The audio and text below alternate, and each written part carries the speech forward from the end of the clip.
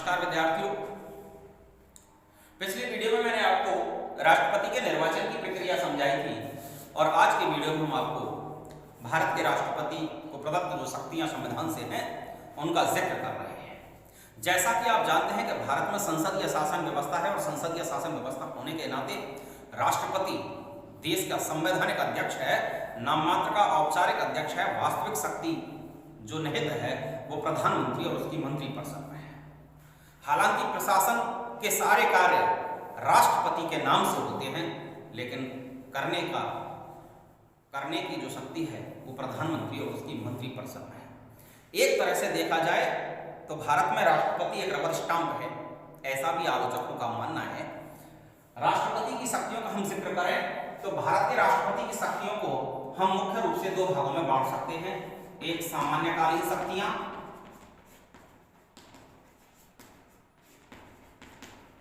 और दूसरी हैं आपातकालीन संकटकालीन शक्तियां, इमरजेंसी पावर्स।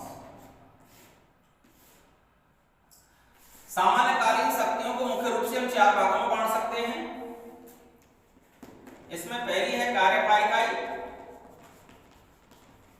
एक्सिक्यूटिव पावर्स, दूसरी है विधायी शक्तियां लेजिस्लेचर पावर्स, तीसरी है वित्तीय शक्तियां फाइनेंशियल पावर्स और चौथी है न्यायिक शक्तियां जुडिशरी पावर्स। ये सामान्यकालीन शक्तियां हैं, executive powers, legislature powers, financial powers और जुडिशरी पावर्स। जो आपातकालीन शक्तियां हैं, संकटकालीन शक्तियां हैं, इमरजेंसी जो पावर्स हैं वो संविधान के भाग 18 में according to article 352 national emergency, article 356 state emergency और आर्टिकल 360 फाइनेंशियल इमरजेंसी। राष्ट्रीय आपात, राज्य आपात और वित्तीय आपात, ये इसकी आपातकालीन शक्तियां हैं देश के राष्ट्रपति की, और ये सामान्यकालीन शक्तियां हैं कार्यपालिकाई, विधायी, वित्तीय और न्यायिक। सबसे पहले हम चर्चा सामान्यकालीन शक्तियों की कर रहे हैं और सामान्यकालीन शक्तियों में भी पहली जो हम चर्चा कर रहे हैं वो कार्यपालिकाई यानी कि एक्सिक्यूटिव पावर्स की हम चर्चा कर रहे हैं। दरअसल सर्वाधिक महत्वपूर्ण चीज यह है कि देश के संविधान के अनुच्छेद 52 में एक राष्ट्रपति पद की व्यवस्था की गई है और अनुच्छेद 53 इस बात को भलीभांति कहता है कि संघ की समस्त कार्यपालिकाई शक्तियां राष्ट्रपति में निहित होंगी। यानी समस्त शक्तियों का जो स्रोत होगा, केंद्र होगा, वो राष्ट्रपति होगा। संघ की समस्त कार्यपालिकाई शक्तियां राष्ट्रपति में निहित होंगी, जिनका प्रयोग वह स्वयं अथवा संविधान के अनुसार अपने अधीनस्थों के माध्यम से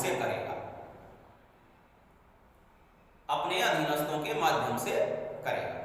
तो संघ की समस्त शक्तियां हैं वो राष्ट्रपति महोदय में निहित की गई, लेकिन प्रयोग देश के प्रधानमंत्री और मंत्रिपरिषद के सहयोग से करता है।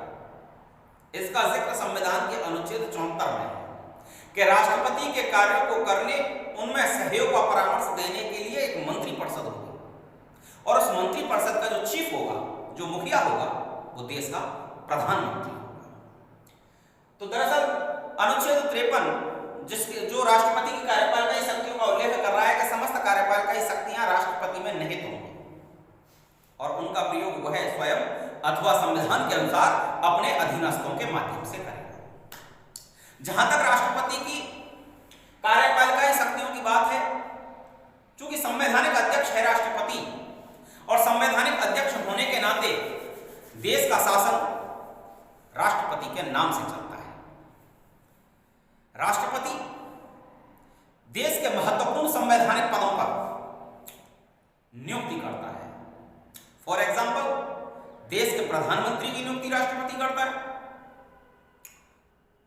मंत्रिपरिषद के सदस्यों यानी अन्य मंत्रियों की नियुक्ति राष्ट्रपति करता है, राज्यों में राज्यपालों की नियुक्ति राष्ट्रपति करता है, विदेशों में राजदूतों की नियुक्ति राष्ट्रपति करता है, सुप्रीम कोर्ट और हाई कोर्ट में जजों की नियुक्ति राष्ट्रपति करता है।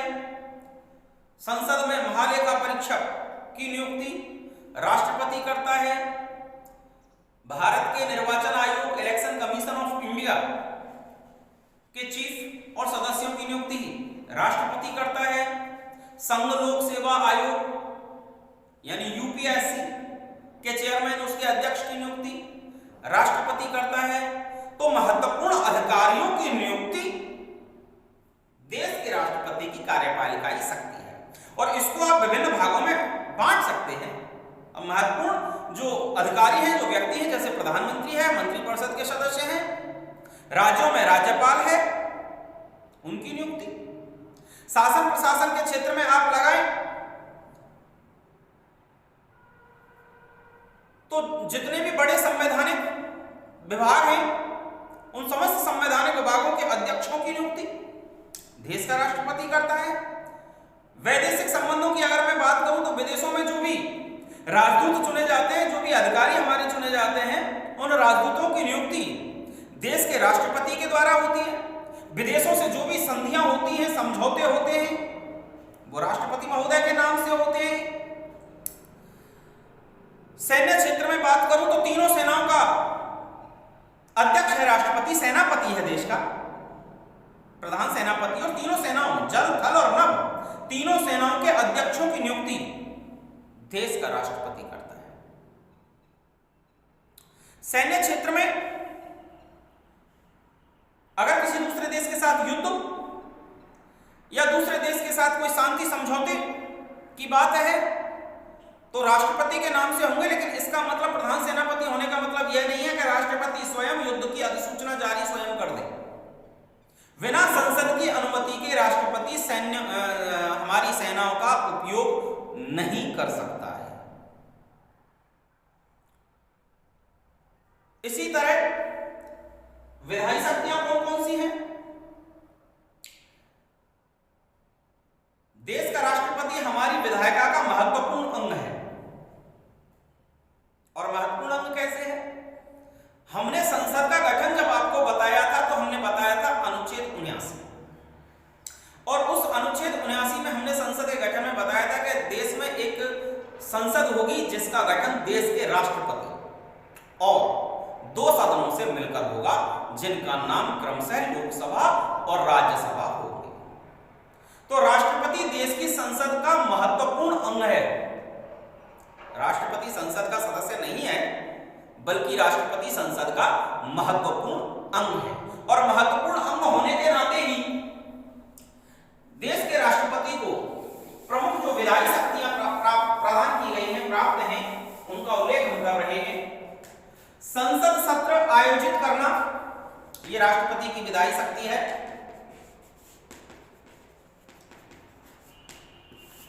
संसद सत्र आयोजित करना, उसको स्थगित करना, उसका निलंबन करना या उसको सत्रावसान करना, यह राष्ट्रपति के अधिकार क्षेत्र में है।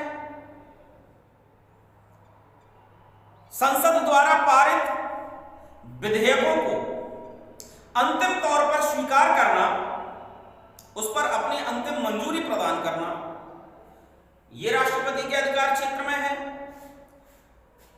आर्टिकल 111 जो जेबी वीटो राष्ट्रपति को देता है, जिसमें उल्लेख है कि राष्ट्रपति संसद द्वारा पारित विधेयकों पर मंजूरी करते हुए अपने हस्ताक्षर करेगा, लेकिन अगर राष्ट्रपति किसी संसद द्वारा पारित विधेयक से सहमत नहीं है तो वह उस विधेयक को पुनर्चर्चा के लिए संसद वापस भेज सकता है। जेबी वीटो का प्रयोग राष्ट्रपति किसी विधेयक पर कर सकता है, और भारतीय इतिहास में ऐसा एक बार हुआ है, और यह 1989 में जब देश के राष्ट्रपति ज्ञानी जैल सिंह थे तो राजीव गांधी सरकार के द्वारा डाक बिल पेश किया गया था, और उस डाक बिल पर राष्ट्रपति ज्ञानी जैल सिंह ने जेबी वीटो यानी आर्टिकल 111 का प्रयोग किया था। राष्ट्रपति महोदय राज्यसभा में 12 सदस्यों की नियुक्ति करता है, मनोनीत करता है, और लोकसभा में भारतीय एंग्लो इंडियन समुदाय के 2 सदस्यों को भी नियुक्त करता है। इसके अलावा एक अनुच्छेद 123 राष्ट्रपति को अध्यादेश जारी करने की ताकत प्रदान करता है। यह अध्यादेश क्या है? मैंने आपको बताया था कि जब संसद का सत्र नहीं चल रहा हो, देश में परिस्थितियां, वातावरण कुछ अलग प्रकार का हो और संसद का सत्र चल नहीं रहा हो और देश को अति आवश्यक किसी कानून की आवश्यकता हो, तो देश का राष्ट्रपति अकॉर्डिंग टू आर्टिकल 123 123 के तहत अध्यादेश जारी कर सकता है। और यह अध्यादेश जो राष्ट्रपति द्वारा जारी हो रहा है वो कब तक मान्य रहेगा? यह अध्यादेश मान्य रहेगा आगामी संसद सत्र आयोजित होने। संसद सत्र आयोजित होगा तो संसद सत्र आयोजित होने के प्रथम 6 सप्ताह तक, यानी जैसे ही संसद सत्र आयोजन होगा अध्यादेश को संसद के पटल पर रखा जाएगा। उसके बाद संसद को फैसला करना है कि वह उस पर चर्चा करे या ना करे। 6 सप्ताह तक अगर संसद उस पर चर्चा करके उसको पारित कर देती है तो वह अध्यादेश कानून में परमानेंट कानून बन जाएगा। और अगर संसद उसको अस्वीकार कर देती है या उस पर चर्चा ही नहीं करती तो ऑटोमेटिक 6 सप्ताह के बाद वह अध्यादेश निरस्त माना जाएगा। तो ये राष्ट्रपति की विधायी शक्तियां हैं। संसद का सत्र आहूत करना, उसको बुलाना, स्थगित करना, उसको सत्रावसान करना। दूसरा इसका जो विधायी शक्ति है वह है कि अकॉर्डिंग टू आर्टिकल 85 के तहत राष्ट्रपति लोकसभा को समय पूर्व भंग कर सकता है प्रधानमंत्री की सलाह पर। और ऐसा मैंने बताया था कि ऐसा समथिंग 9 बार हमारी भारतीय राजनीतिक इतिहास में हुआ है। राज्यसभा में 12 सदस्यों को मनोनीत करता है, लोकसभा में 2 सदस्यों को मनोनीत करता है। महत्वपूर्ण विधेयकों जब संसद पारित करती है तो राष्ट्रपति उनका अनुमोदन करता है। वह किसी भी विधेयक को पुनर्विचार के लिए संसद वापस भेज सकता है। जेबी वीटो अनुच्छेद 111। राष्ट्रपति संसद का जब अधिवेशन प्रतिवर्ष जब शुरू होता है तो उस संसद के अधिवेशन को दोनों सदनों को संयुक्त रूप से वो संबोधित करता है, जिसे राष्ट्रपति का संबोधन जिसे हम कहते हैं अभिभाषण हम कहते हैं। संसद सत्र आयोजित होने से पहले राष्ट्रपति दोनों सदनों के सदस्यों को अपना अनुमोदन करता है, संबोधन करता है, जिसको हम राष्ट्रपति का अभिभाषण कहते हैं। साथ में मैंने बताया कि विधेयकों को जब संसद विधेयक पारित कर देती है तब राष्ट्रपति उनका अनुमोदन करता है। लेकिन कई बार ऐसा भी होता है कि किसी साधारण विधेयक पर गतिरोध पैदा हो गया है और संसद के दोनों सदनों में सहमति नहीं बन पा रही है, तो राष्ट्रपति की क्या भूमिका होगी? तो राष्ट्रपति महोदय की भूमिका अकॉर्डिंग टू आर्टिकल 108 अनुच्छेद 108 यह स्पष्ट करता है कि जब साधारण विधेयक पर संसद के दोनों ही सदनों में गतिरोध पैदा हो जाए तो राष्ट्रपति महोदय उस गतिरोध को समाप्त करने के लिए संसद का संयुक्त अधिवेशन बुला सकते हैं, जॉइंट सेशन पार्लियामेंट का ऑर्गेनाइज कर सकते हैं, ताकि उस साधारण विधेयक पर निष्कर्ष उसका समाधान हो सके।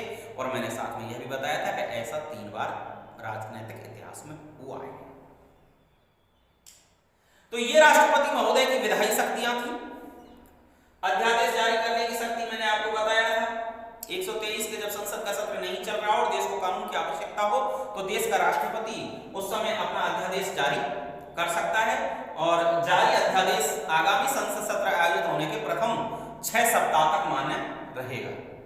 उसके बाद संसद को निर्णय करना है कि उस अध्यादेश को वह वापस कानून बनाए या उसको फेल करे। क्या अब एक प्रश्न यह भी उठता है, क्या किसी एक विषय पर राष्ट्रपति कितनी बार अध्यादेश जारी कर सकता है? तो इसका कोई भी सीमा संविधान में नहीं है। वह कितनी ही बार किसी एक कानून को अध्यादेश की तरह जारी कर सकता है। तीसरा इसका है वित्तीय। राष्ट्रपति को जो वित्तीय पावर्स दी गई हैं संविधान में, उन वित्तीय पावर्स के तहत आर्टिकल 112 अनुच्छेद 112 और अनुच्छेद 113 जो उसकी वित्तीय शक्तियां उल्लेखित करता है। 112 और 113 में स्पष्ट किया गया है कि लोकसभा में जो भी धन विधेयक आएगा वो राष्ट्रपति की पूर्व मंजूरी से आएगा उसकी सिफारिश से ही आएगा।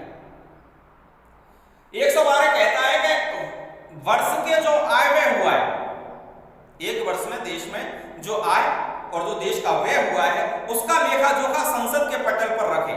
और आप जानते हैं कि जब बजट सत्र आयोजित होता है तो राष्ट्रपति के मंजूरी से ही देश का वित्त मंत्री, देश का फाइनेंस मिनिस्टर बजट संसद में पेश करता है, जिसमें उस वर्ष का आय व्यय दर्शाया जाता है। देश का राष्ट्रपति देश की आकस्मिक निधि पर अपना नियंत्रण रखता है। आकस्मिक निधि, इसको संचित निधि भी कहा जाता है। आकस्मिक निधि भी इसको कहा जाता है। ये देश की जो आकस्मिक निधि है या संचित निधि है वो देश के राष्ट्रपति के अधिकार क्षेत्र में होती है। ये आकस्मिक निधि क्या है ये भी मैं आपको बता दूं कि भारत सरकार द्वारा वित्तीय वर्ष में की गई घोषणा के उपरांत जो राशि शेष रह जाती है, जिनका क्रियान्वयन उस वर्ष नहीं हो पाता, वो राशि देश के राष्ट्रपति के अधीन हो जाती है, जो आकस्मिक निधि में समायोजित होती है, जिसमें देश के राष्ट्रपति, उपराष्ट्रपति का और राज्यपालों का वेतन इसी आकस्मिक निधि से दिया जाता है। साथ में अगर सरकार को किसी इमरजेंसी में, किसी विशेष परिस्थिति में अगर पैसे की आवश्यकता हो और वह संसद सत्र उस समय नहीं चल रहा हो या संसद से सरकार इजाजत लेने में नाकामयाब हो रही हो, तो ऐसी परिस्थिति में राष्ट्रपति महोदय बिना संसद की मंजूरी के सरकार को फंड जारी कर सकता है अपनी इसी आकस्मिक निधि से। इसके अलावा राष्ट्रपति देश के वित्त आयोग के अध्यक्ष की नियुक्ति करता है। और चौथी है न्यायिक शक्तियां। तो न्यायिक शक्तियों में देश का राष्ट्रपति देश के उच्चतम न्यायालय यानी सुप्रीम कोर्ट और देश के उच्च न्यायालय यानी हाई कोर्ट, तो सुप्रीम कोर्ट और हाई कोर्ट में मुख्य न्यायाधीश और अन्य न्यायाधीशों की नियुक्ति देश का राष्ट्रपति करता है। इसके अलावा न्यायपालिका के दैनिक क्रियान्वयन के लिए जो नियमावली न्यायपालिका निर्धारित करती है उसका अनुमोदन भी राष्ट्रपति करता है। राष्ट्रपति आर्टिकल 72 के तहत, अनुच्छेद 72 के तहत राष्ट्रपति को क्षमादान का अधिकार है। वह किसी भी अपराधी की सजा को कम कर सकता है, किसी भी अपराधी की सजा को निलंबित कर सकता है, स्थगित कर सकता है, यहां तक कि पूर्ण माफ भी कर सकता है। यह अनुच्छेद 72 राष्ट्रपति को स्पेशल रूप से क्षमादान का अधिकार देता है। तो ये तो राष्ट्रपति की सामान्यकालीन शक्तियां थी, कार्यपालिकाई, विधायी, वित्तीय और न्यायिक। अब बात करते हैं देश के राष्ट्रपति की संकटकालीन शक्तियां कौन कौन सी हैं। मैंने बताया था कि संविधान के भाग 18 में अनुच्छेद 352, 356 और 360 विशेष परिस्थितियों में देश के राष्ट्रपति को आपातकाल लगाने की इजाजत देता है। 352 जिसे हम राष्ट्रीय आपात या नेशनल इमरजेंसी कहते हैं, 356 जिसे राज्य आपात या स्टेट इमरजेंसी कहते हैं, राष्ट्रपति शासन के रूप में भी इसको जाना जाता है। ये राष्ट्रपति शासन जो राज्य में लागू होता है वो 356 है। और ये है आपका वित्तीय आपात, फाइनेंशियल इमरजेंसी। सबसे पहले हम चर्चा कर रहे हैं राष्ट्रीय आपात की, किन परिस्थितियों में देश का राष्ट्रपति राष्ट्रीय आपात की घोषणा कर सकता है। दरअसल मूल संविधान में इस बात का जिक्र किया गया था कि जब देश के सामने कोई सैन्य संकट खड़ा हो जाएगा या देश की आंतरिक सुरक्षा व्यवस्था को जब कोई चुनौती मिलने लगेगी, तो ऐसी स्थिति में देश का राष्ट्रपति देश में राष्ट्रीय आपात की घोषणा कर सकता है। विशेष रूप से जब किसी दूसरे देश ने हम पर आक्रमण कर दिया हो या युद्ध होने की संभावना हो या हमारी तीनों सेनाओं, जल सेना, वायु सेना, थल सेना, तीनों सेनाओं में आंतरिक सशस्त्र विद्रोह पैदा हो गया हो या देश में आंतरिक कानून व्यवस्था भंग हो गई हो, आंतरिक सुरक्षा को खतरा पैदा हो गया हो, तो ऐसी परिस्थिति में देश का राष्ट्रपति धारा 352 के तहत राष्ट्रीय आपात की घोषणा कर सकता है। लेकिन भारतीय इस राजनीतिक इतिहास में यह शक्ति जो संविधान द्वारा प्रदान की गई थी देश के राष्ट्रपति को, और मैंने बताया कि राष्ट्रपति स्वयं शक्तियों का प्रयोग नहीं करता, वो तो मंत्रिपरिषद के सलाह से करता है, प्रधानमंत्री की सलाह से करता है, तो कई बार उसको तानाशाह बनाने की भूमिका में ले आती है। और ऐसा देखा गया 25 जून 1975, जब तत्कालीन इंदिरा गांधी सरकार के द्वारा राष्ट्रपति महोदय को देश में आपातकाल के लिए कह दिया गया। उस समय कोई लिखित सूचना की आवश्यकता मंत्रिमंडल की नहीं होती थी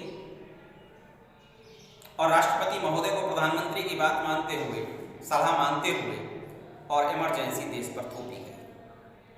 उस इमरजेंसी से बहुत सारे सबक देश ने सीखे।